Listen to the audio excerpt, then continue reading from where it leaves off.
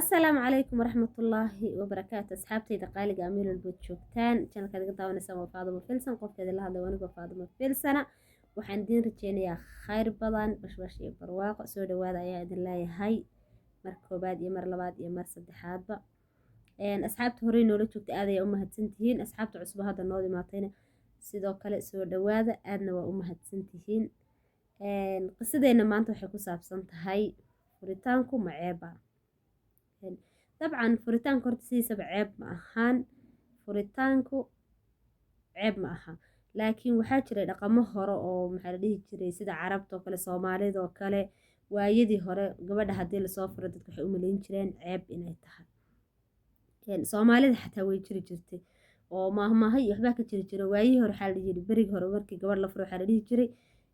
wixii lagu furay ayaa faraqaha ugu guntan ayay dhihi jireen dabcan horta ragga dembiga dusha kamay saari jirin laakiin gabdhahan bay dusha ka saari jireen waxay dhihi jireen heblo wixii lagu soo furay furitaanka wixii lagu soo furay ayay qabtaa dabcan qof fiican ma aha sidoo kale gabadha markii lasoo guursado kale ninkeeda dhinto kale waxay dhihi jireen waa qumanyo waxyaalo badan oo adigu waxaa iska jira dhaqamadii jaahiliyada ah aada u dhib badnaayo hadda kule waa laga soo gudbay wax kasta qadar waaye laakiin waagii hore waxyaa dhibaatooyinkaas way jiri jireen marka qisadani waxay ku dhacday gabar sacuudiyaana gabadhan nin ayaa guursaday deetana ninkii markuu guursaday ninkii ayaa ku xumaaday dabcan dadka markii bannaanka ay kala joogaan qof kasta dabeecad fiican ayuu leeyahay laakiin hadday runta tagto oo dadka ay noqoto inay meel ku wada noolaadaan qof kasta xumaantiisa waa la arkay qof kastana dabeecadiisa saxda ah waa la arkay deetana ninkiibaa gabadhii wuxuu ku noqday nin qadhaadh oo gabadhii dila oo haddana aan masruufin oo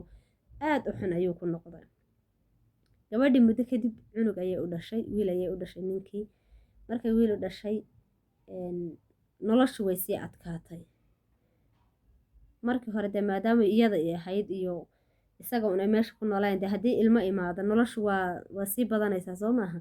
noloshii baa sii adkaatay ninkiina beel ma bixinaayo gabadhii wuu dilaa wuu rafaadinaa adiga dulqaadkii waa ka dhammaaday gabadhii markii dambe waxay codsatay ninkii in laga furo ninkii baa laga furay deetana gurigoodii ayay dib ugu laabatay markay gurigoodii dib ugu laabatay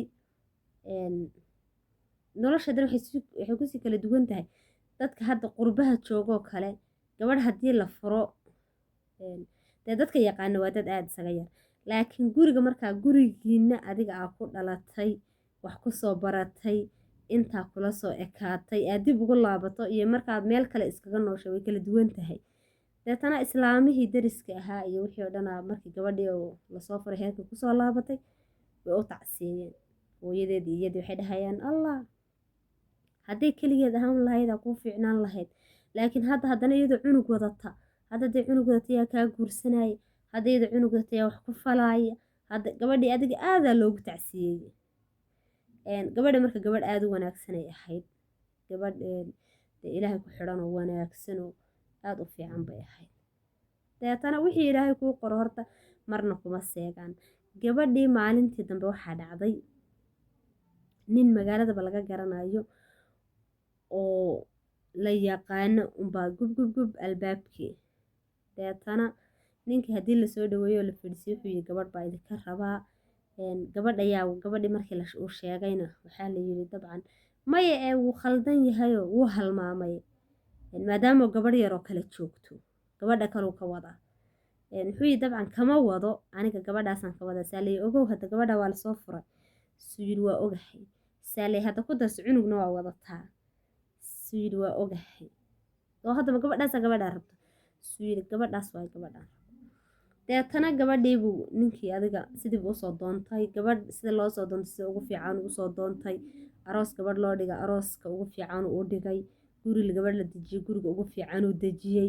nolol fiican baa ilaahay gabadhi siiyey maadaamuu kii hore ku xumaaday iyadan ay qof fiican ahayd ilaahay nabsi bax ayuu uga dhigay wixii ilaahay kuu qorana marnaba kuma seegayaan haddii xataa si kasta been lagaaga faafiyo wax lagaaga sheego qofka loogu diro ilaahay wuxuu qof u qoro qof kale ma helaayo qofkaas unbaa iskale marka gabadhii samirkeeda iyo wanaageeda ayay waxay ku heshay nabsi bax oo ilaahay subxaana watacaala ayaa meel fiican geeyey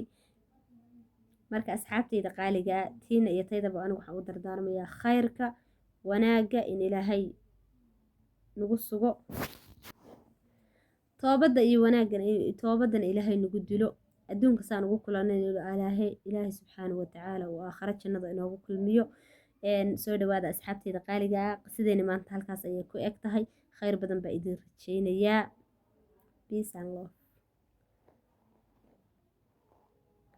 السلام عليكم ورحمة الله وبركاته.